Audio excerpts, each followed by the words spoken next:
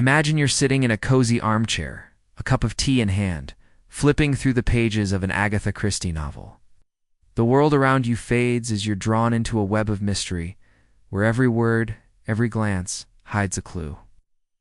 You're not just reading, you're walking the streets of 1930s London alongside Hercule Poirot. It's a brilliant detective with his perfectly waxed mustache and razor-sharp mind. But then, a single moment stops you cold. A death that seems ordinary. Even accidental, until Poirot's little gray cells uncover a truth so chilling it sends shivers down your spine. This is the heart of one, too. Buckle My Shoe, a tale where a simple nursery rhyme masks a lethal trap. Welcome to our journey through this classic Agatha Christie mystery, where we'll unravel the clues, explore the motives, and discover how Poirot outsmarts a killer hiding in plain sight. In this video, we'll break down the story into 10 gripping chapters, each peeling back a layer of this intricate puzzle. So grab your notebook, channel your inner detective, and let's dive into Chapter 1.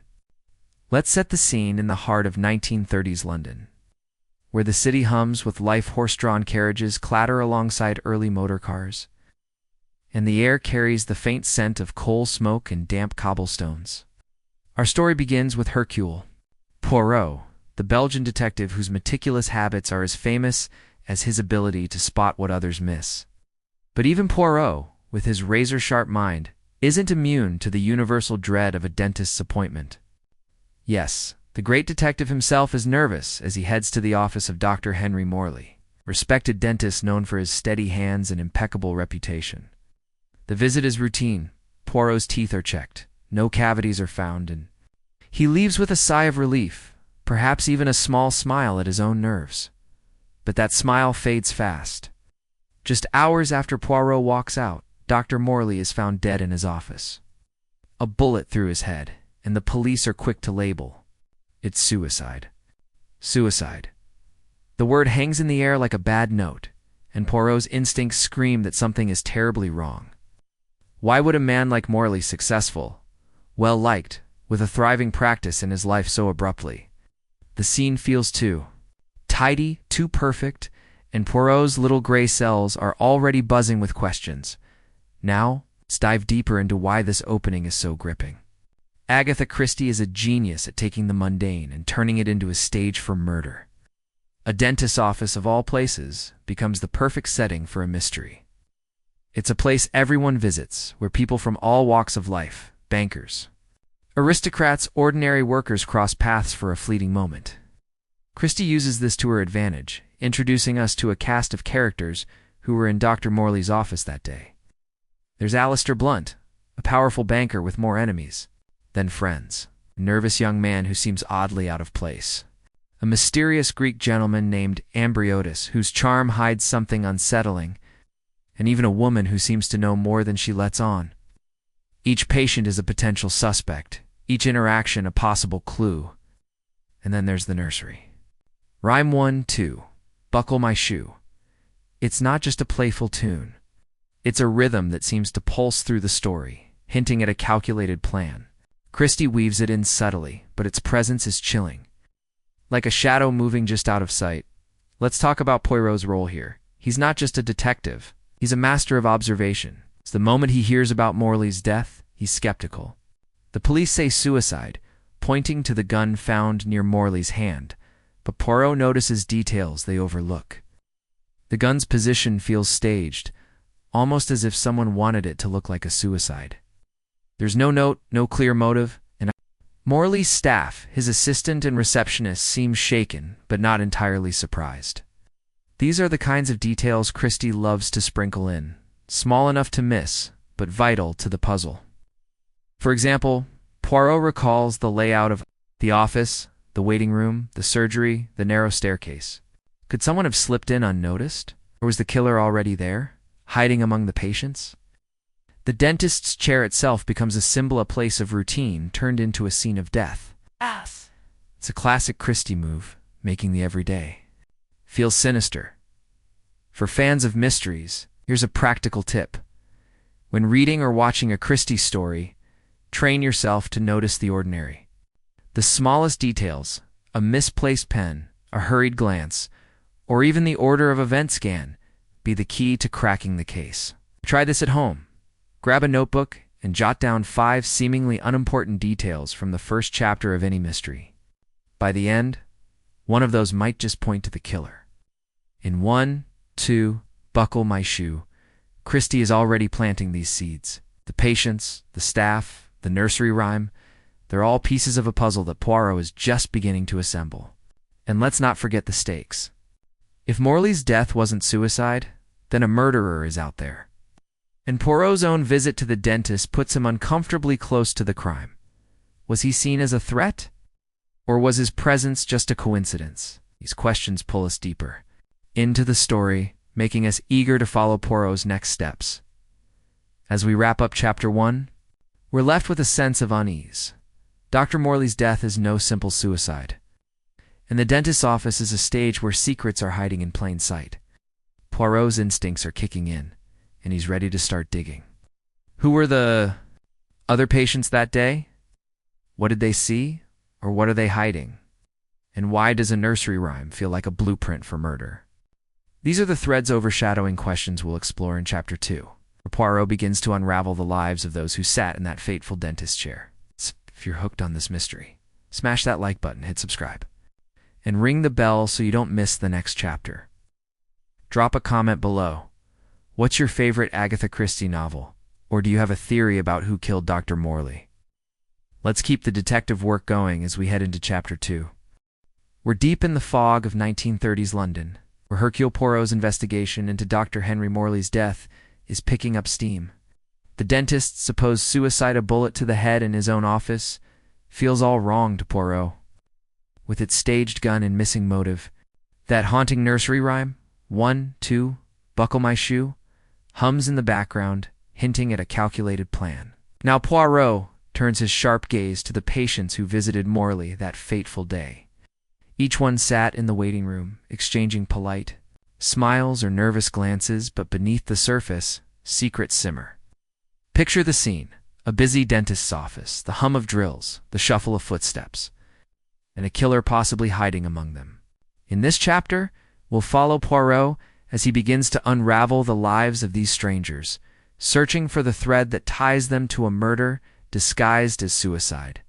Let's dive into the clues and see who's hiding what. It's like a stage where London's diverse characters collide. There's Alistair Blunt, a powerful banker whose calm demeanor masks the weight of his influence. It's the kind of man who makes enemies just by existing as wealth and power are enough to spark jealousy or revenge. Then there's Mr. Amberiotis, a Greek businessman with a flashy grin and a past that's just a little too vague. His charm feels rehearsed, like he's playing a role. We also meet Miss Sainsbury Seale, a chatty middle-aged woman who seems harmless, always going on about her travels in India, but there's something odd about her timing. And don't overlook Frank Carter, a jumpy young man whose fidgeting and evasive answers scream suspicion. Agatha Christie paints each patient with vivid detail, making them distinct yet shrouded in mystery. The office staff, the receptionist, flustered and vague, and the assistant, who knows every corner of the practice, add to the mix. Poirot knows one of these people, or perhaps more, holds the key to Morley's death. Poirot's method is all about observation. He doesn't just ask questions.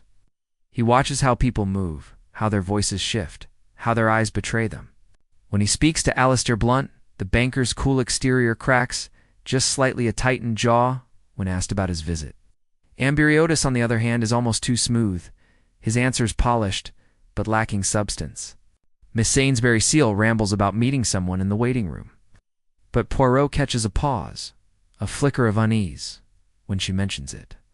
Frank Carter can barely sit still, his hands twitching as he mumbles about his appointment. These are the crumbs Christie scatters, and Poirot collects them all. The nursery rhyme, 1, 2, buckle my shoe, keeps creeping in, its rhythm echoing in Poirot's mind. Could it be a code, a sequence of events, or even a list of victims, with Morley as the first? The idea that this murder is just the beginning sends a chill through the investigation. Let's explore the patient's possible motives. Alistair Blunt's position makes him a target someone could have used Morley's death to get to him. Maybe Blunt himself had a reason to silence. The dentist, Amberiotis, with his murky background, might be tied to something bigger: blackmail, perhaps, or a grudge from abroad. Miss Sainsbury Seale seems too flighty to be a killer, but her constant chatter could be a front to deflect suspicion. Frank Carter's nervousness suggests guilt, but is he a murderer, or just caught in the wrong place? The staff aren't above suspicion either. Receptionist seems rattled beyond what's normal, and the assistant's intimate knowledge of the office makes her a wild card. Christie keeps us guessing, giving each character just enough depth to make them plausible suspects. The dentist's office itself is a puzzle. Its layout, with a waiting room, surgery, and narrow staircase, offers plenty of chances for someone to slip in or out unnoticed. Here's a tip for mystery lovers. Focus on the gaps in people's stories. Lies don't always show up as bold contradictions. Sometimes they're in the things left unsaid. Try this. When you're reading a mystery, track what each character avoids talking about. In 1, 2, buckle my shoe, Poirot's already noticing these gaps: who saw whom in the waiting room, who left when, and who seems too eager to move on. The patient's stories don't quite align, and that's where the truth hides. As Poirot digs deeper, he's also wrestling with the bigger picture. If Morley's death wasn't suicide, then the killer was bold enough to strike in a busy office. Was Poirot's own visit a coincidence, or did the murderer know he was there? The stakes are rising, and the nursery rhyme's shadow looms larger. By the end of this chapter, Poirot has a list of names and a growing pile of questions. The patients' lives are starting to intertwine, and the dentist's office feels less like a workplace and more like a trap. Who had the motive to kill Morley? Is it personal, professional, or part of something much bigger? And why does that nursery rhyme keep echoing in Poirot's mind? We'll pick up these threads in Chapter 3, where Poirot starts to uncover the connections between these strangers and the secrets they're desperate to keep. If you're hooked on this mystery, smash that like button, hit subscribe, and ring the bell so you don't miss the next chapter. Drop a comment below. What do you think of these suspects? Or have you spotted a clue Poirot might have missed? Let's keep unraveling this puzzle together. The fog of 1930s London clings to the streets as Hercule Poirot's investigation into Dr. Henry Morley's death deepens. The dentist's supposed suicide: a bullet in his office. A gun conveniently nearby has been exposed as a lie by Poirot's sharp instincts. The patients who visited that day: Alistair Blunt, the powerful banker; Mr. Amberiotis, the slippery Greek; Miss Sainsbury Seale, the overly chatty traveler; and Frank Carter, the nervous young Manar, all under scrutiny, their stories riddled with gaps. The eerie nursery rhyme, 1, 2, buckle my shoe, hums in the background, its rhythm hinting at a killer's calculated plan. Now, Poirot shifts his focus to the motives behind Morley's death, digging into the lives of these strangers to find what connects them to a murder disguised as despair. Picture the dentist's office, a maze of rooms, a busy waiting area, and secrets tucked into every corner. In this chapter, we'll follow Poirot as he chases shadows of motive and uncovers the first real clues that point to a larger, more dangerous plot. Let's start with the question at the heart of any murder. Why? Dr. Morley was a respected man, with no obvious enemies or scandals. His practice was thriving, his life stable, so what pushed someone to kill him? Poirot begins by mapping out the patient's connections to Morley, looking for cracks in their polished facades. Alistair Blunt, the banker, is a man whose influence casts a long shadow. His visit to the dentist seems routine, but Poirot wonders if Morley knew something about Blunt's business dealings, something worth killing to keep quiet. Amberiotis, with his vague past and slick charm, could be tied to something darker, perhaps blackmail or a grudge from abroad. Miss Sainsbury Seale's endless chatter about her travels feels like a distraction, and Poirot notices she's oddly vague about why she was at Morley's that day. Frank Carter, meanwhile, is a bundle of nerves, his shifty behavior suggesting he's hiding more than just a bad tooth. Christie weaves these characters with such skill that each feels like a suspect, yet none are obvious culprits. Poirot's investigation takes him beyond the patients to the dentist's inner circle. Morley's staff, the receptionist, jumpy and distracted, and the assistant, who knows the office's routines like her own heartbeat or key. The receptionist claims she saw nothing unusual. but her hands tremble when Poirot presses her about the patient's comings and goings. The assistant, sharp and composed, admits Morley was under stress lately, though she can't or won't say why. Poirot also learns about Morley's sister Georgina, who lives upstairs and depends on him financially. Could family ties hide a motive? Christie is a master at planting these seeds, making us question even the people closest to the victim. The nursery rhyme keeps circling in Poirot's mind, its lines 3, 4, shut the door, feeling like a warning. Is it a sequence, a countdown, or a map to the killer's next move? Poirot begins to suspect that Morley's death is just the opening act in a larger drama. Let's zoom in on the clues. Poirot revisits the crime scene in his mind, picturing the dentist's office, the surgery room, the waiting area, the narrow staircase leading to the street. He recalls a small detail: a patient's coat left on a chair, a smudge on the door frame that doesn't quite fit. These are the kinds of breadcrumbs Christie scatters, daring us to piece them together. For example, Poirot learns that Amber checked into a nearby hotel under a different name, a red flag that suggests he's hiding something. Miss Sainsbury Seale, meanwhile, claims to have seen someone she knew in the waiting room. But her story shifts slightly each time she tells. Frank Carter's alibi is shaky. He says he left right after his appointment, but a witness places him near the office later. Even Blunt, the unflappable banker, seems to know more about Morley than he's letting on. The office layout itself offers possibilities. Could someone have slipped in through a back entrance or lingered after their appointment? Here's a tip for mystery fans. Always look for patterns. Christie loves to hide her clues in repetition or rhythm, like the nursery rhyme in this story. Try this. When you're reading or watching a mystery, note any phrases, objects, or actions that keep popping up. In 1, 2, buckle my shoe, the rhyme is a constant thread. And Poirot starts to wonder if it's guiding the killer's actions. Is each line a step in their plan? The stakes are getting higher. Morley's death feels less like an isolated act and more like the start of something bigger. Poirot's own visit to the dentist puts him uncomfortably close to the crime. He a witness the killer didn't expect? Or is he already a target? The thought sends a shiver through the investigation, pushing Poirot to dig deeper.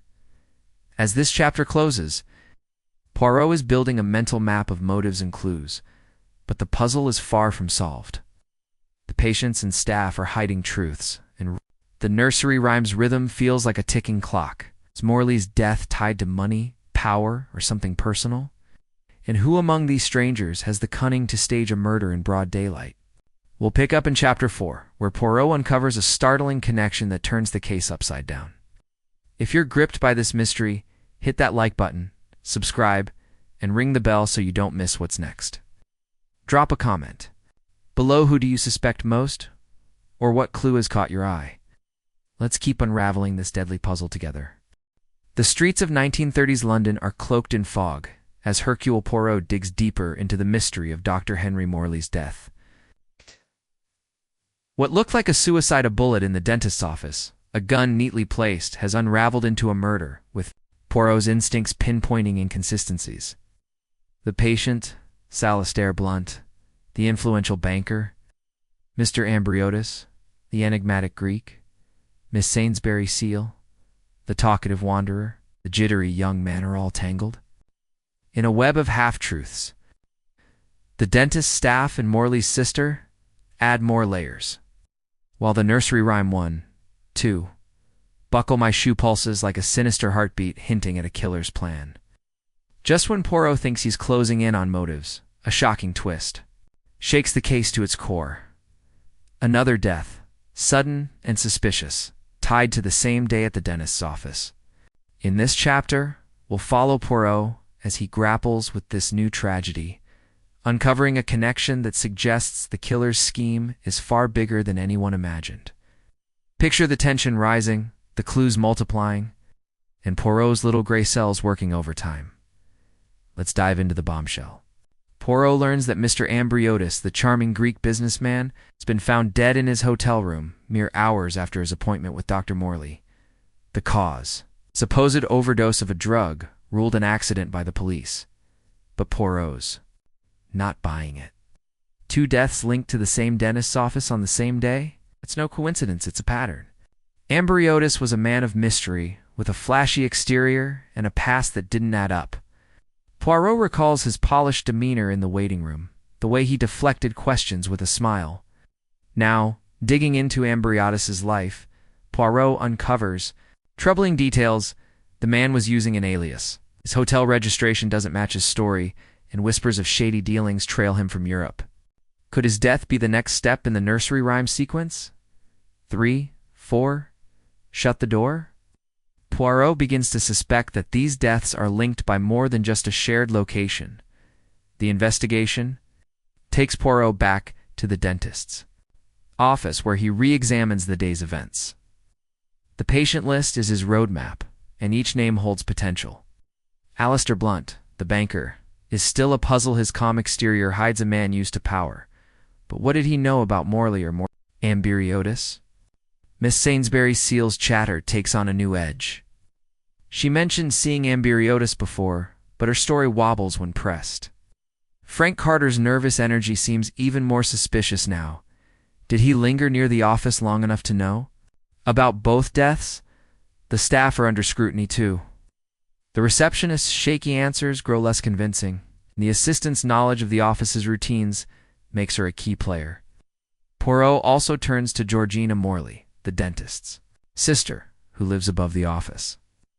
Her grief seems genuine, but Poirot notices she's cagey about her brother's recent worries. Christie is weaving a tight net, making every character a potential thread in the killer's plan. The clues are piling up, and Poirot's mind is a whirlwind of connections. He revisits the office layout in his head. The waiting room's bustle, the surgery's sterile calm, the staircase's hidden corners. A detail nags at him, a patient's file misplaced. A door left ajar that suggests someone moved through the office with purpose. Amberiotis's death adds urgency. The drug overdose feels staged, much like Morley's suicide.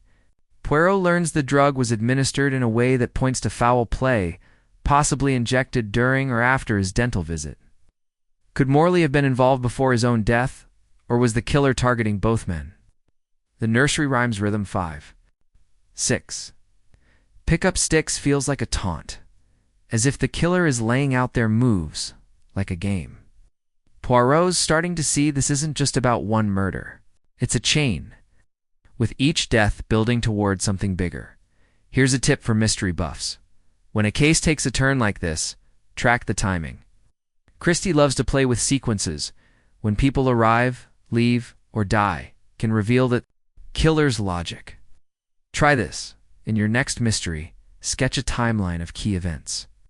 In 1, 2, buckle my shoe, the overlap of Morley and Amberiotis' deaths is a red flag. Poirot's own visit to the dentist looms larger now. Was he closer to the killer than he realized? The idea that a murderer struck twice in one day under the noses of patients and staff is chilling. It suggests boldness, planning, and a motive that ties these victims together. Is it money, revenge, or something tied to Alistair Blunt's world of power? Poirot's not sure yet, but he's certain the nursery rhyme holds the key. As this chapter ends, the case has grown darker. 2 deaths, 1 office, and a list of suspects whose stories don't quite fit. Poirot's piecing together a puzzle where every clue a misplaced file, shaky alibi, a haunting rhyme points to a killer with a grander plan. What links Morley and Amberiotis, and who's next on the list? We'll dive into these questions. In Chapter 5, where Poirot uncovers a secret that threatens to unravel everything. If you're hooked on this twisting tale, smash that like button, subscribe, and ring the bell to catch the next chapter. Drop a comment below. Who do you think is behind these deaths? Or what's your take on the nursery rhymes role? Let's keep chasing the truth with Poirot. The mystery of Dr. Henry Morley's death has taken a dark turn in the foggy streets of 1930s London. What began as a supposed suicide in the dentist's office has spiraled into a double murder with the sudden death of Mr. Amberiotis, the enigmatic Greek patient, from a suspicious overdose. Hercule Poirot's instincts, sharp as ever, reject the idea of coincidence. The patient's Alistair Blunt, the powerful banker, Miss Sainsbury Seale, the chatty wanderer, and Frank Carter, the nervous young man along with Morley's staff, and sister are all pieces in a puzzle that grows more complex. The nursery rhyme 1-2, Buckle My Shoe hums ominously. It's lines 5-6. Pick up sticks hinting at a killer's chilling plan. Now Poirot uncovers a secret that ties the victims together, threatening to expose a motive far bigger than a personal grudge. Picture the tension, a bustling dentist's office hiding a deadly truth, and Poirot's little gray cells racing to stay one step ahead of a cunning murderer. In this chapter, we'll follow him as he digs into a hidden connection that could blow the case wide open. Let's dive into the heart of this twist. Poirot's investigation leads him to a startling discovery. Dr. Morley and Amberiotis weren't strangers, they were linked by a shadowy figure from the past.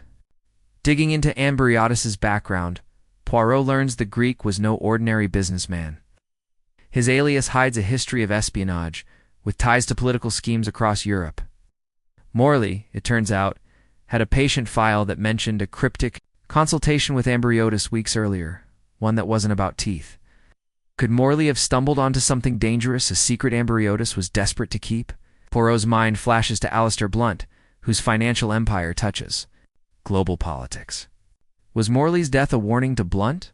Or was Amberiotis the real target, with Morley as collateral? The nursery rhyme's rhythm feels more urgent now, as if each line marks a step closer to the killer's endgame. The other suspects aren't off the hook. Miss Sainsbury Seale's endless stories about her travels take on new weight.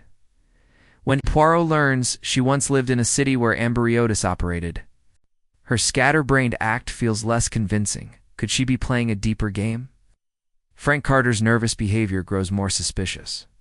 Poirot discovers he's connected to a radical group that might resent Blunt's influence.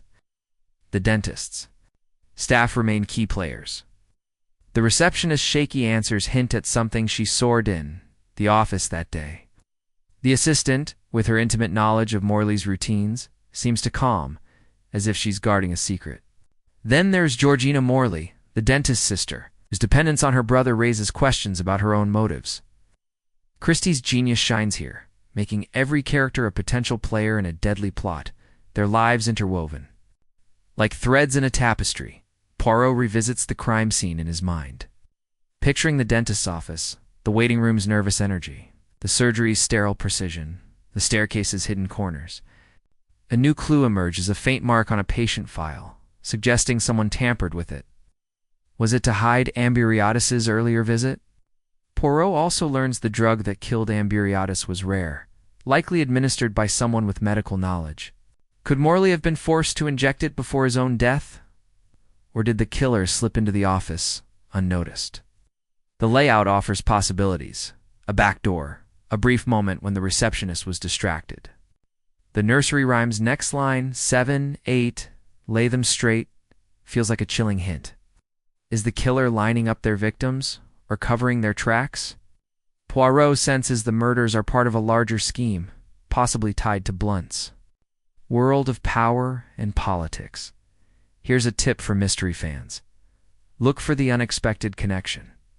Christie loves to link her characters in ways that seem impossible at first. Try this. In your next mystery, map out how each character might know the victim or each other, even indirectly.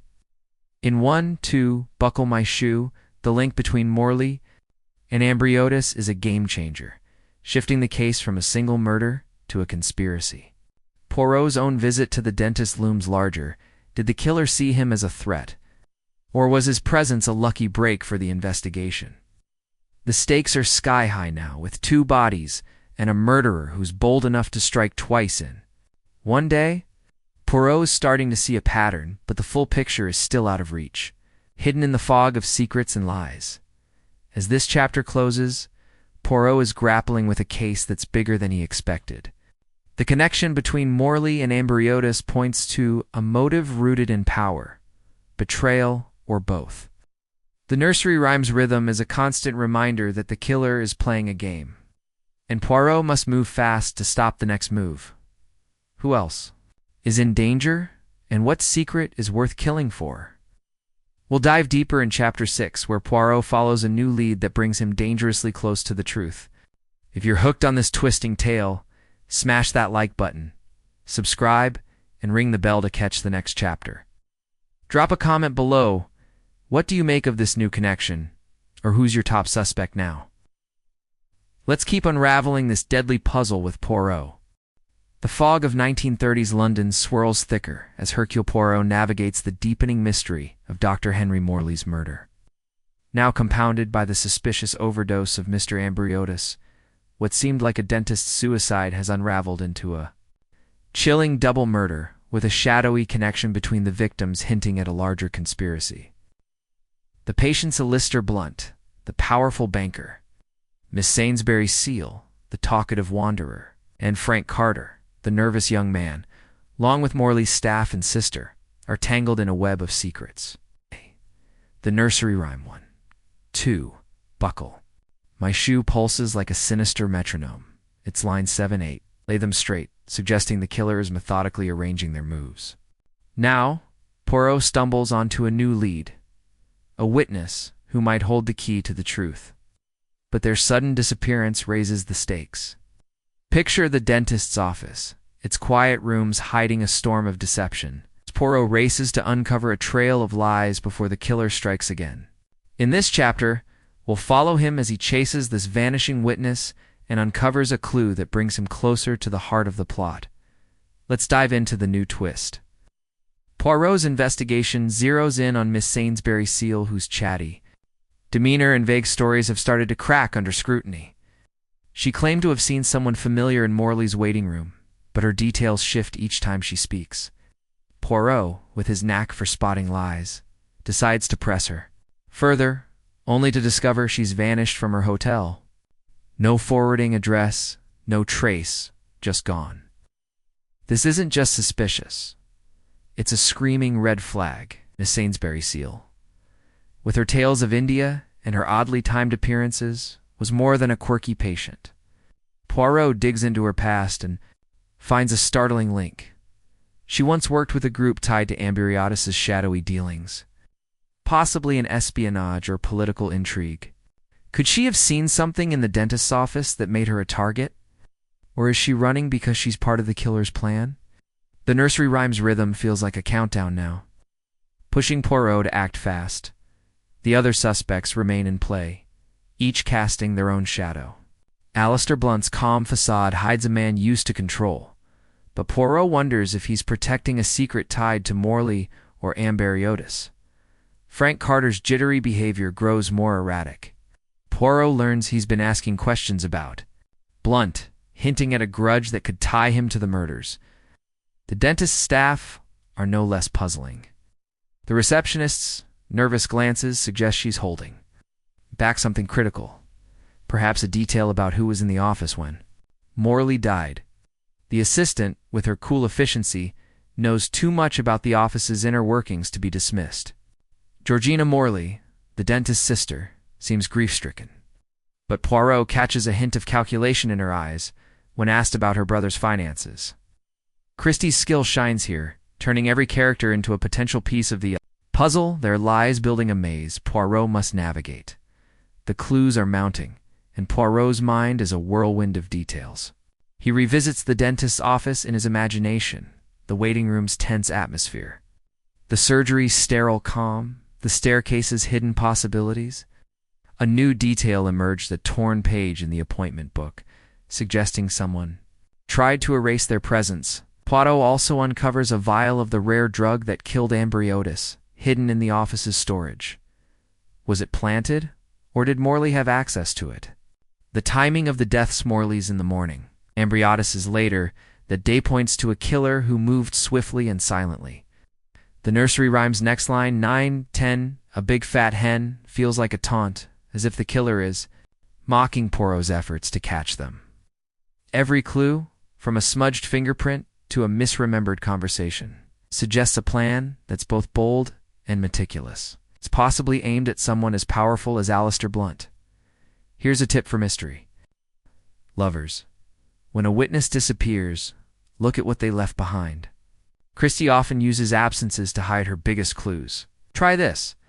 In your next mystery, note what's missing objects, people, or even memories, and see how they point to the truth.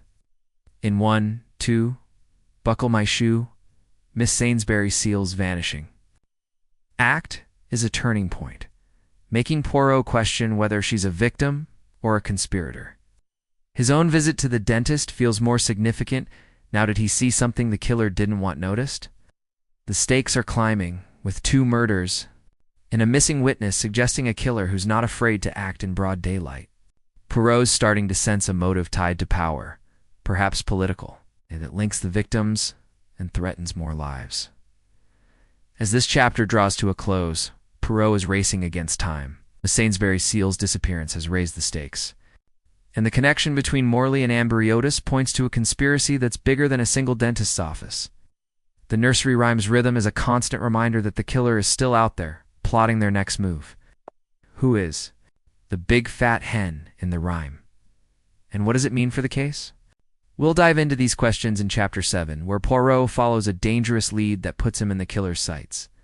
If you're gripped by this twisting tale, smash that like button, subscribe, and ring the bell to catch the next chapter. Drop a comment below. What do you think happened to Miss Sainsbury Seale, or which clue has you stumped? Let's keep chasing the truth with Poirot.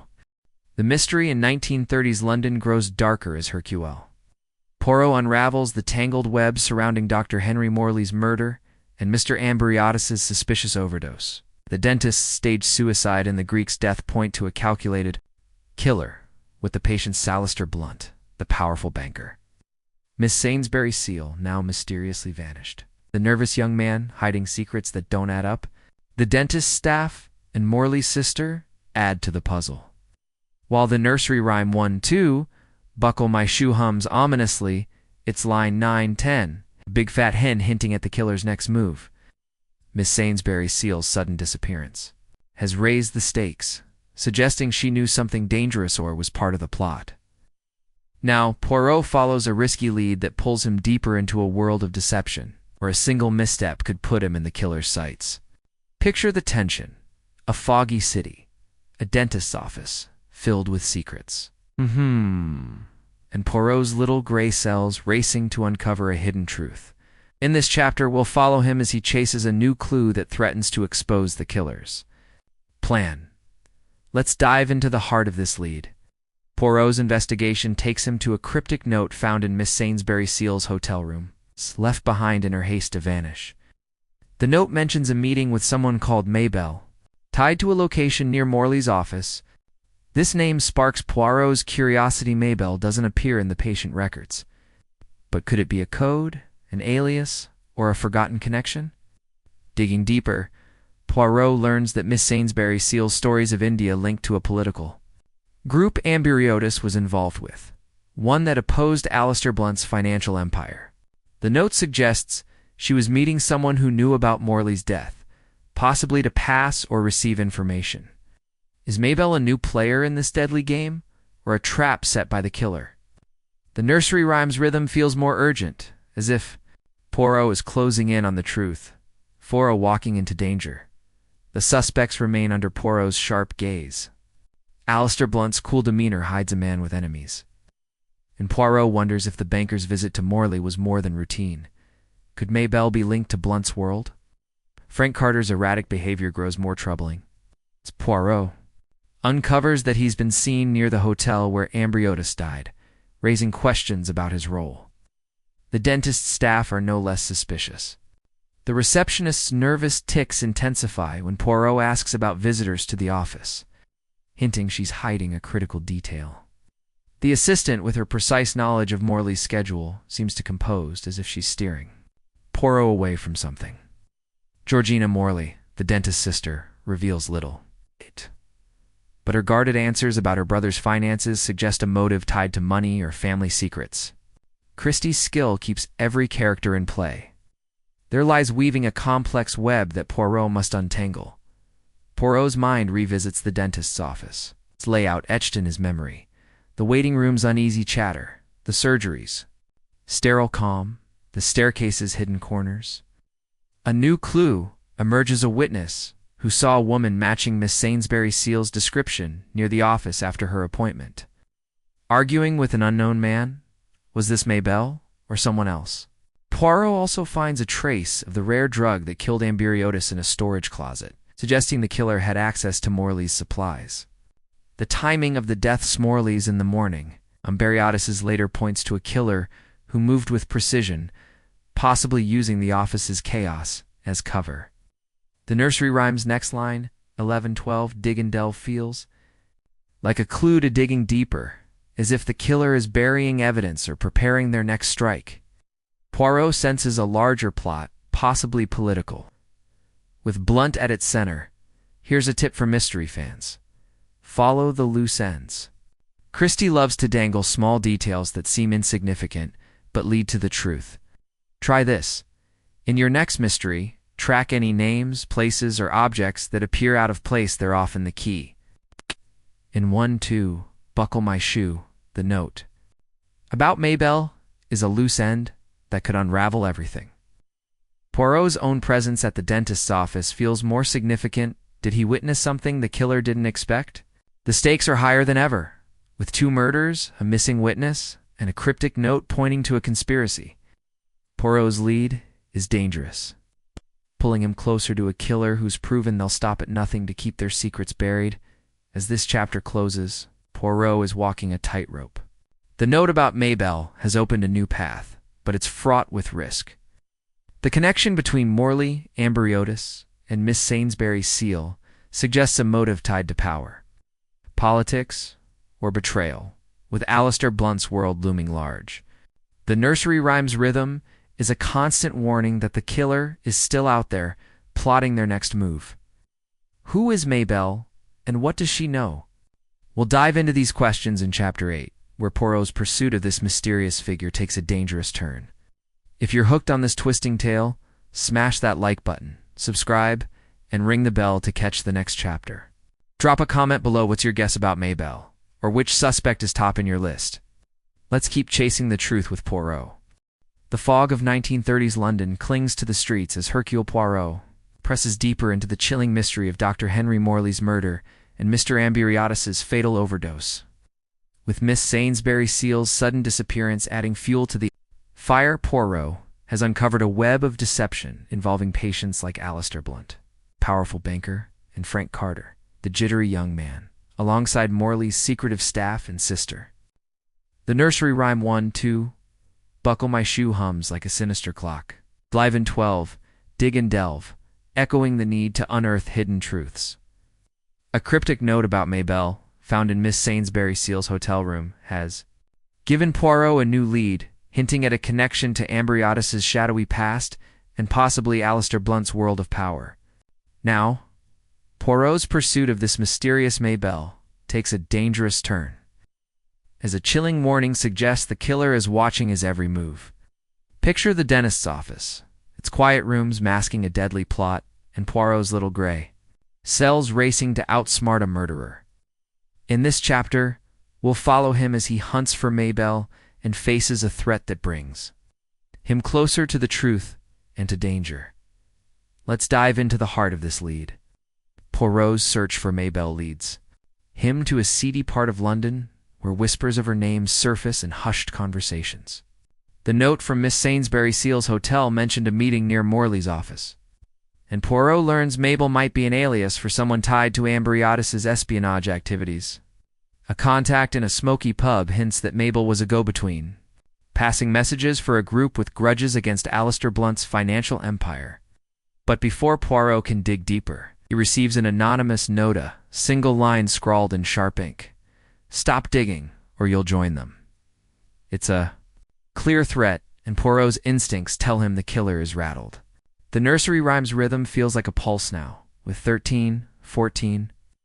Maids according suggesting a deception wrapped in charm, much like Mabelle's elusive presence. Is she a victim, a conspirator, or the killer herself? The suspects remain under Poirot's watchful eye, their stories unraveling further.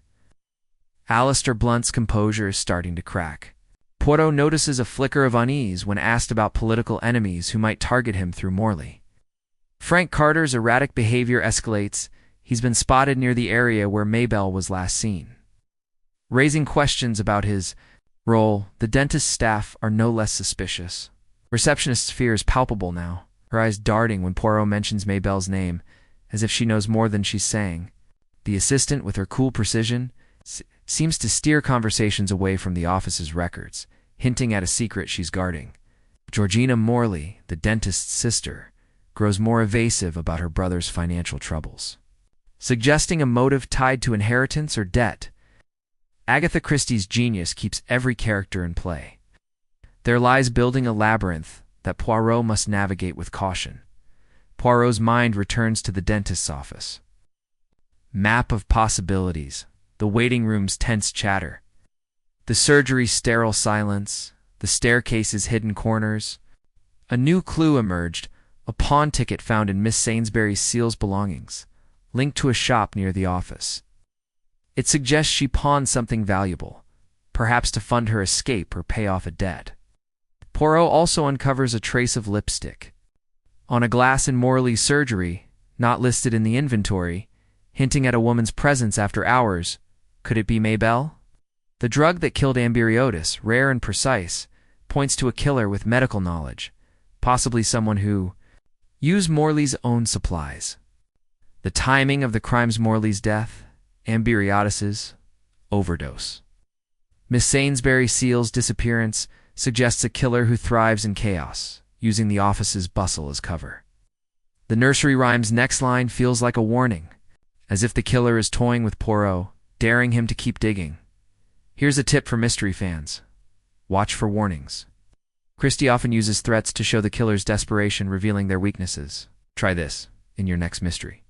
Note any messages or signs that seem to deter the detective. They often point to what the killer fears most. In 1, 2, buckle my shoe, the anonymous note to Poirot is a bold move, suggesting the killer knows he's getting close. His own visit to the dentist looms larger. Did he see Mabelle or someone connected to her? Oh. The stakes are sky high, with 2 murders, a missing witness, and now a direct threat to Poirot himself. The case is spiraling into a dangerous game, with Alistair Blunt's world of power and politics at its heart, and Mabelle as the key to unlocking it. As this chapter closes, Poirot is treading a dangerous path. The hunt for Mabelle has brought him closer to the truth, but the killer's warning shows they're watching, ready to strike again. The nursery rhyme's rhythm is a constant reminder that the murders are part of a larger plan, with each line marking a step toward the killer's goal. Who is Mabelle, and what secret is worth killing for? We'll dive into these questions in Chapter 9, where Poirot uncovers a shocking revelation that ties the victims together in a way he never expected. If you're gripped by this twisting tale, smash that like button, subscribe, and ring the bell to catch the next chapter. Drop a comment below. What's your theory about Mabelle, or how do you think Poirot will dodge this threat? Let's keep chasing the truth with him. The fog of 1930s London wraps tighter around Hercule Poirot as he inches closer to unraveling the deadly mystery of Dr. Henry Morley's murder and Mr. Amberiotis' suspicious overdose. Miss Sainsbury Seale's disappearance and a cryptic note about Mabel have deepened the intrigue, pointing to a conspiracy tied to Alistair Blunt's powerful world. The other suspects, Frank Carter, the jittery young man, the dentist's evasive staff, and Morley's guarded sister, weave a web of lies, while a threatening note warns Poirot to back off. The nursery rhyme 1, 2, buckle my shoe, ticks like a sinister clock. Its line 13, 14 maids a courting, hinting at deception cloaked in charm. Now, Poirot uncovers a shocking revelation that ties the victims together in a way he never expected, tightening the net around the killer. Picture the dentist's office, its quiet rooms pulsing with secrets, and Poirot's little gray cells working overtime to outwit a murderer who's always one step ahead. In this chapter, we'll follow him as he pieces together a crucial connection that changes everything. Let's dive into the revelation that shakes the case. Poirot's hunt for Mabelle leads to a stunning discovery. She's not just a shadowy figure, but a known associate of Alistair Blunt, linked to a secret deal that could destabilize his financial empire. Digging through old records, Poirot finds evidence that Mabelle, possibly an alias for someone closer than he realized, visited Morley's office under a different name, connecting her to both Morley and Amberiotis. The dentist it seems, was no innocent bystander. He may have overheard a conversation or seen a document tying Mabelle to a plot against Blunt, Amberiotis.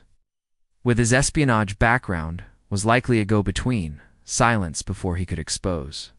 The scheme. The nursery rhymes rhythm 15-16 maids in the kitchen feels like a clue to hidden players, suggesting Mabel is part of a larger network.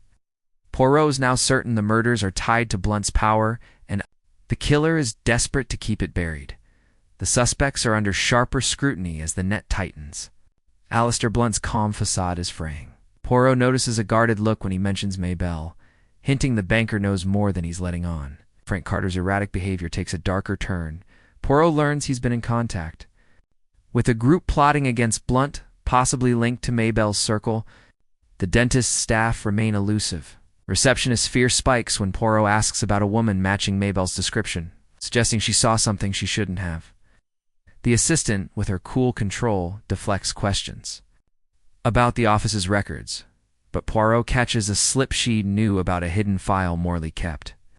Georgina Morley, the dentist's sister, grows more withdrawn. Her answers about her brother's finances laced with hesitation.